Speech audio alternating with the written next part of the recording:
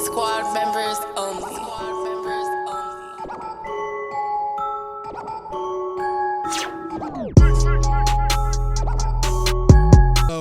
Hello, what's good? It's your boy, the Battle Bro. We cover all things battle here. How y'all guys doing today? Getting a little bit late into the year. There's a lot of fights that's coming up, and I just can't put words to how ready I am for these fights. So I thought, let's make a list. Top 10 fights of this year up and coming.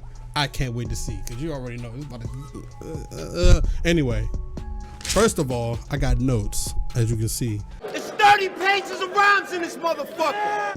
Front and back notes. We gonna get into this. My number 10 anticipated fight of this year, 2023. I'm gonna butcher her name like a motherfucker. She's the French lady that been speed bagging everybody. Mano, Pharaoh, I'm sorry, versus Rose Namajunas, nigga. Now, hold on. We haven't seen Rose in a fight since the Espada fight. We haven't seen her since then, and that was a horrible showing by her. I don't know what the fuck she was doing. She was out there, I guess, trying to be very patient in the fight, and maybe she was not, I don't know, maybe she's trying to get away from them takedowns. So hopefully she can bring it, but she going against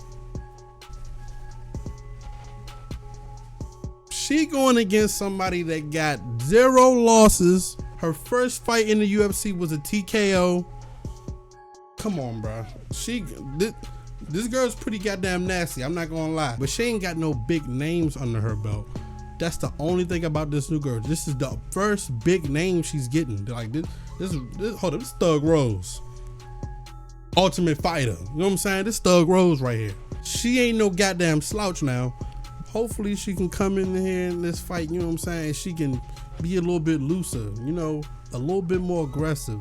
You know, sometimes you gotta be risky. I'm not saying just, you know, do some wild shit, but you know what I'm saying? Some fights you gotta be risky, you know. I feel like she was holding back a little bit too much. Maybe her corner was telling her that she had the W. I don't know why they did that, you know what I'm saying? But hopefully she can get it together. I like these type fights because both fighters have to like prove themselves in a way. Mano has to but she has to prove herself in like I'm here to like fuck shit up shit.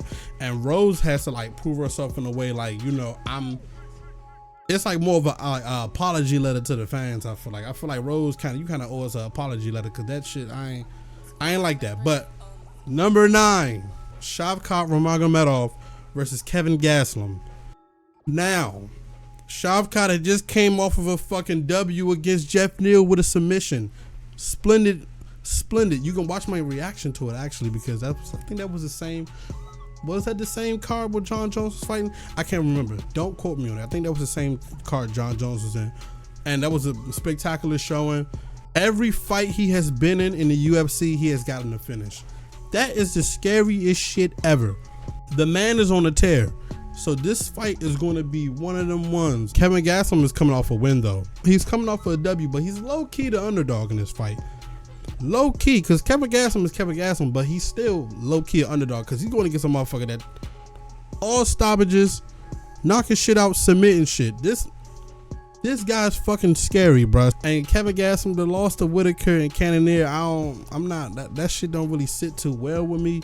That's why I'm probably gonna get this fight though. Madoff, you know, we gonna send a prayer out to Kevin Gaston. Maybe he might pull a W out, maybe, you know what I'm saying? We'll see. Number 8, Sirgan versus Sergey Spivak. I know nothing about Sergey. I know nothing about this guy. I'm relatively new to UFC. I kind of just got into the fighting shit, but I love UFC. It's fucking exciting. And I try my best not to miss a major event. I need to start getting into the fight nights. It's just, you know, most of them be sleepers. I ain't gonna lie, I'm sorry. But I need to get into the fight nights and the technical background of the sport and shit like that. You know what I'm saying? So I've been watching a lot of fights. I mean, I was thinking about doing a series where I review every UFC event from number 1 all the way to the last one. But that means I would have to watch a lot of fights. So let me know if y'all want to see that. But yeah, I want to see Sirgan redeem himself after that John Jones finish. I'm not saying that, you know, Skarner, you's a bum or nothing like that, but John Jones a goat, bro. Like I can't. John Jones a goat, bro. I'm not gonna sit here and make it seem like Skarner ass because you got submitted that early, but you know what I'm saying. I want to see him come back and redeem himself. I want to see what he can do in the ring. Let's see. Max Holloway versus the Korean Zombie.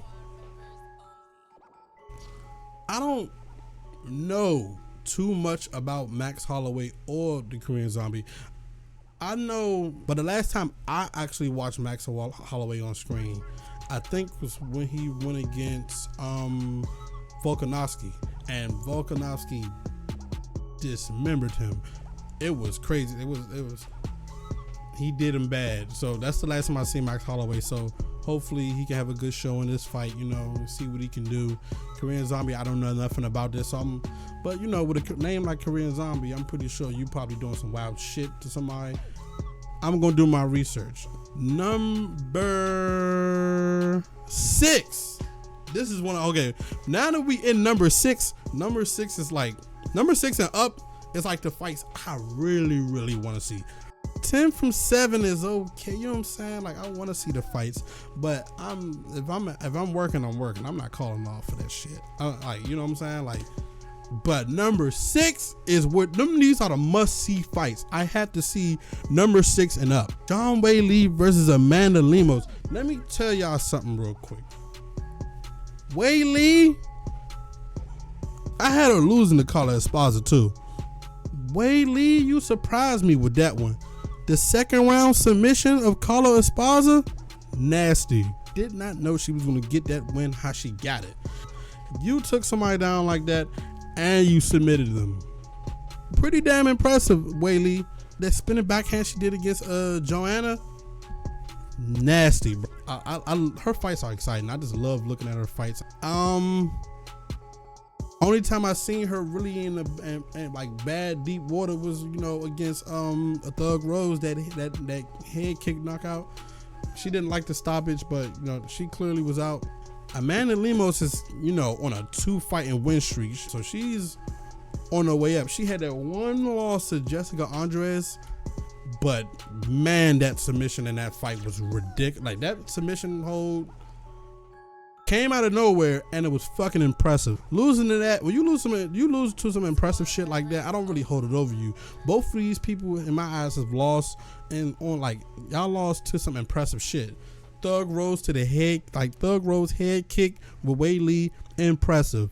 The fucking Andreas submission on Lemos, impressive. They lost like on some impressive shit. So I don't know. A loss is a loss, so I'm not gonna do that. A loss is a loss. I feel like she hasn't been tested against no real killers. Like she going against motherfucking John Weili, nigga. Like she ain't go against no Thug Rose. She ain't go against no Esparza. She ain't go against no real live killers. You know what I'm saying? Andres, yeah, but Andres been falling off. I ain't gonna lie. Andres got like, what's she on, like a 5-fight losing streak or some shit? She been doing bad, bro. I think she just recently lost 2 events ago. 1 event ago, 2 events. I can't remember, but I know she just recently lost and it's looking downhill for her. But that's my number 6. I'm probably gonna go with Weili on that one, bro. I'm not gonna lie.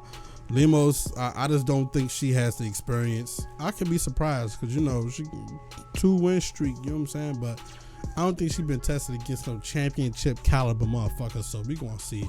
So guys, I just, you know, did something stupid.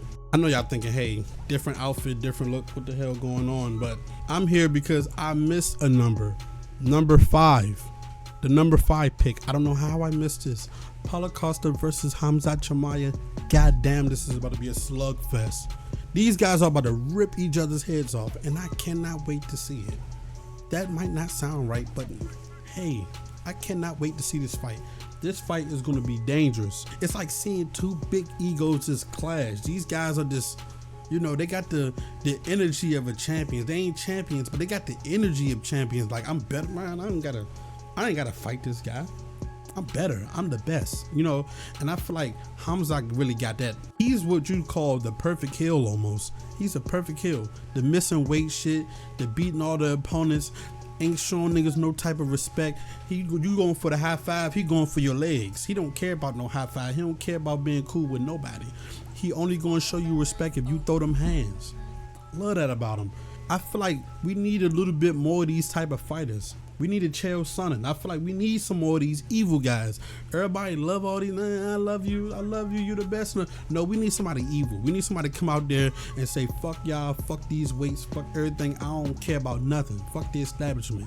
We need some evil fighters. And I feel like Hamzock Chimaev is the perfect, he's giving you that black Air Force One's energy. And I'm loving it. Paulo Costa. He had a nice little showing against Luke Rockhold. That fight was a nasty ass slugfest. They was going back and forth. Both of their mouths was all wide open. Pause. That was pause. Tired as hell. Giving it they all. That was pause. Luke Rockhold sent him off. Nice little retirement fight. Beautiful. Wonderful fight. I loved every second of it. That was one of the fights that actually got me back into UFC because I took a hiatus. I was gone for a while. Splendid. Luke Rockhold, you know, he didn't get the W. That's the only guy I knew at the time. I didn't really know Paulo Costa. I think I knew him from the Adesanya fight. I didn't know him at the time when he was really doing that to people until Adesanya put a stop to that. Hamzock Chimaev, you evil bastard. You are evil, sir, and I love it. This fight is a BMF contender. They got a lot of controversy behind them. They had some interviews where they was on a webcam talking trash to each other, and I love it. It's the shit talking behind this fight. It's the styles. Hamzock's wrestling, Paula's stand-up. I just want to see how this fight is going to turn out, and if it's a bloodbath, I'm gonna lose my voice that night. I cannot wait for this fight. Number 5, Paulo Costa versus Hamzock Chimaev. Who do you got? Because I think I might just have to go with Hamzock Chimaev on a serious note. I'm sorry, but he's been steamrolling shit. You know what I'm saying? He's been steamrolling, guys, and it is what it is. His fight versus Gilbert Burns was incredible. How he did Kevin was pretty crazy too. So none of these guys are really standing up with him. He's steamrolling a lot of guys. Gilbert Burns, you know, that was a good fight. He's either gonna give you really good fights or he's gonna give you a steamroll. So hate him or love him, the guy can fight. You know what I'm saying? Paulo Costa, hate him or love him, he gonna give you a good fight. You know what I'm saying? Adesanya, we gonna skip that anyway. Sorry about, you know, the inconvenience about me missing this fight because this is important. I'm missing a lot, but I promise y'all the next video is gonna be spectacular. Back to, you know, past Nate. I guess technically this is still past Nate to you.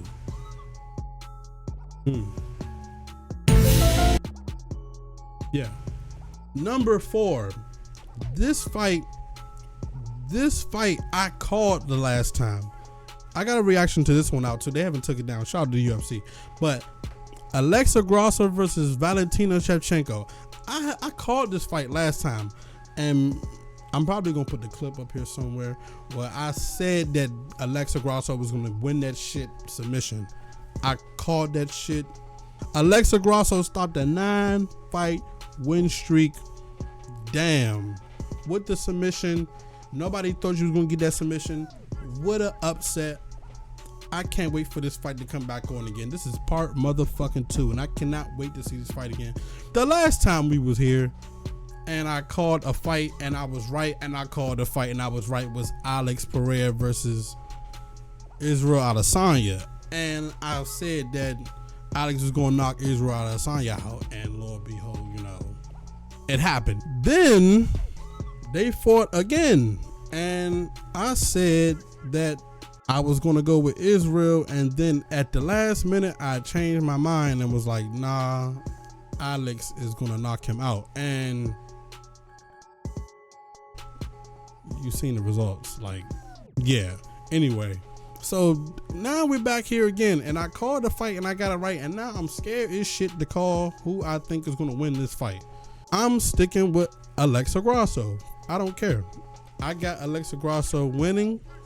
I got her winning by probably the decision this time. I feel like Valentina is gonna probably be ready for, you know, a lot of shit. I'm sticking with you, Alexa. I'm sticking with you. Pull this one out, bruh. This is one of my favorite ones right here. Number 3 is one of my favorite ones. This fight is happening this Saturday on the 19th. Aljamain Sterling versus Sean O'Malley. Man, I can't wait to see this fight.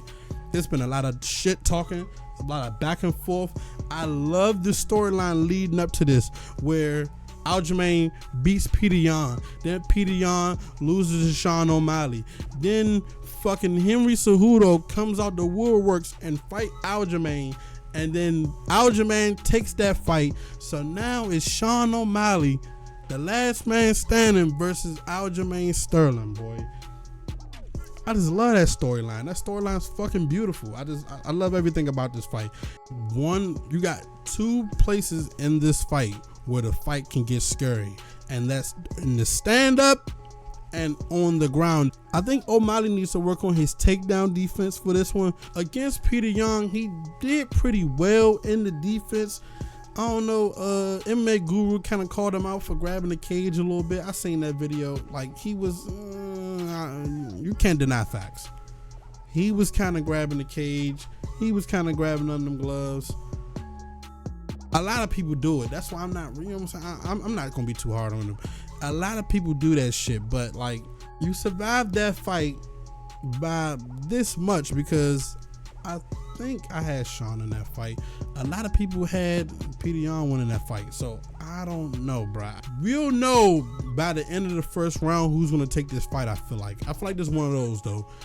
If Sean can show like having good takedown defense, I don't think Aljamain can stand with that guy. I don't think Aljamain has a chance to stand with Sean O'Malley. Sean O'Malley is too quick. Counter hits is on fucking point. Nigga got fast ass combos. Oh, this nigga's nasty when it comes to stand up. I don't think Aljamain's ready for that type of dealing. So, you know what I'm saying? Like, but all around, Sean did good against Yan. So, you know, we'll see. Aljamain's coming off this W against Henry Cejudo. You know, nice little nail biter. I had Aljamain winning that fight. I had him winning before and after. If he can get around that stand up, the fight will be different. Number two. Islam Makhachev versus Charles Oliveira is my number 2 anticipated fight of this year. October the 21st is when that fight happens. And man, I'm telling y'all, sometimes I be liking the storyline more than the technicality in the fight, like wingspan and height and, you know, who weighs what. Sometimes storylines for me just be trumping that shit, bro, because this storyline, Islam, Charles pretty much on a win streak, most submissions in the UFC. Islam Makhachev, you know, having Habib ringside and shit like that, and you know, this build up of Habib saying he's the best and all that, and he gonna be the best, and then can't nobody fuck with him, and then he just comes out and just stops Oliveira like that. Islam stand up look great. He just beat Volkanovski. Even though I have Volk winning that fight, and a lot of people have Volk winning that fight, we cannot deny the fact that Islam just beat the pound for pound greatest right now. So we can't like ignore that. Charles coming off of a TKO. Yes, cool. But it's not the first time you was on a roll and then this guy stopped you. So none of that super flying knee shit in the beginning, because this is going to be a fight where you're going to have to really focus. Charles might have understood what he did wrong the last fight, and maybe he can fix it. But right now, I got Islam, bro. But I want Charles Oliveira to win this fight so bad. I want the storyline to be Charles Oliveira finishes Islam for the 21st finish and highest in UFC history. I want that to be the headline so bad. I want Charles to win this fight bad, bro. Go fucking Charles Oliveira. The technical UFC side in me and the logical person is telling me it's not looking good for Charles, you know, when it comes to who this guy just beat. Stand up, dropped you.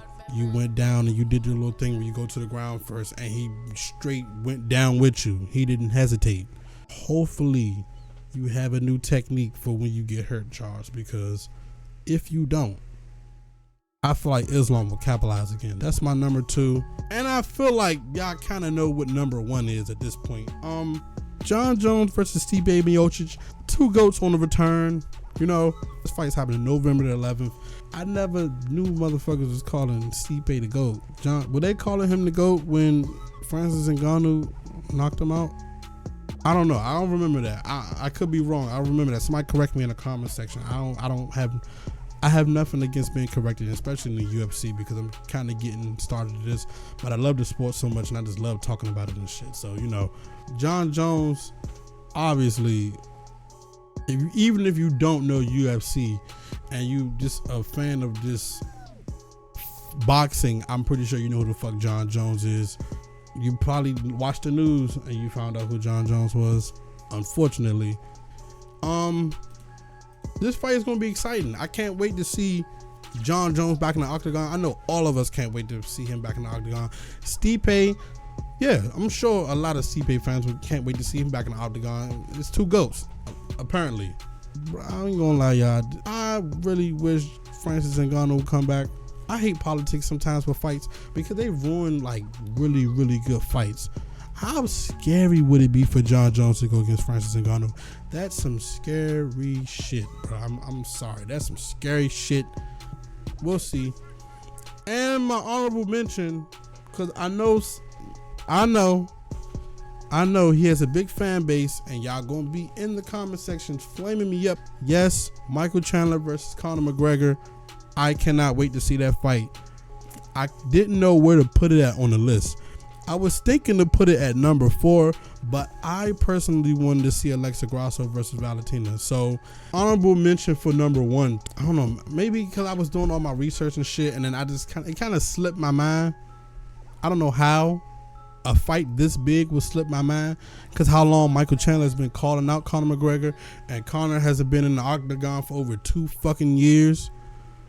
So, you know, hopefully he got his leg together and that motherfucker ain't snapping or fucking up on him. And Michael Chandler is always going to be exciting to see this guy get into the octagon. He putting it all out there. He's a put it all out there type guy. I'm going to knock you out or you going to knock me the fuck out. Somebody get knocked the fuck out. So I said something to somebody the other day about this. If you ever in a bar somewhere and you look up at the TV and UFC on and Michael Chandler name is right there, don't move. Watch that fight. Most likely someone's gonna get knocked the fuck out. Either him or either the motherfucker he going against. Somebody gonna get their ass knocked the fuck out. So I cannot wait to see that fight. I want to see how, you know, both of these guys are gonna come at this fight. My fight, I don't want to see how I know how Michael Chandler's gonna come at this fight. He might bring something new. He might slow it down. He might, you know, become more of a technical, you know, Michael Chandler, because of how long he been wanting this fight and how bad he wants this fight. So, you know, we'll see. I wouldn't mind seeing what Conor's gonna bring to the table. Hopefully he don't be looking all washed and shit. Let's see. I want to see the Conor that fought Cowboy. Let's see if we can get that Conor. And that's my list. That's my top 10 list of the upcoming fights of this year. Let me know what y'all think about the list. If you hate it, if you love it, if you don't like that I made Conor McGregor and Michael Chandler honorable mention, you can kiss my ass. I don't care. Bitch, what's up? What? Well, okay, I'm sorry. Okay. Anyway, if you don't like that, you know, let me know in the comment section. Dislike, like, you know, whatever you want to do. Sub to the channel, please. It'll help a lot. This is my very first video of me doing one of these, so it might be a little all over the place, sloppy. It might be jumping subject to subject, but I'm getting there. It's been your boy. I'm the Battle Bro. I cover everything battle here. That's Mortal Kombat, Tekken, fighting, UFC, boxing, all types of shit. We're gonna try to cover a lot here. So, you know, do me a favor, sub to the channel, hit the like button, keep hitting it, abuse it, beat the shit out of the like button. Treat the like button like Brian does at the end of a fight. You lose. Anyway, it's been your boy, the Battle Bro. I'm out. I'll see you guys later. Peace. Squad members only.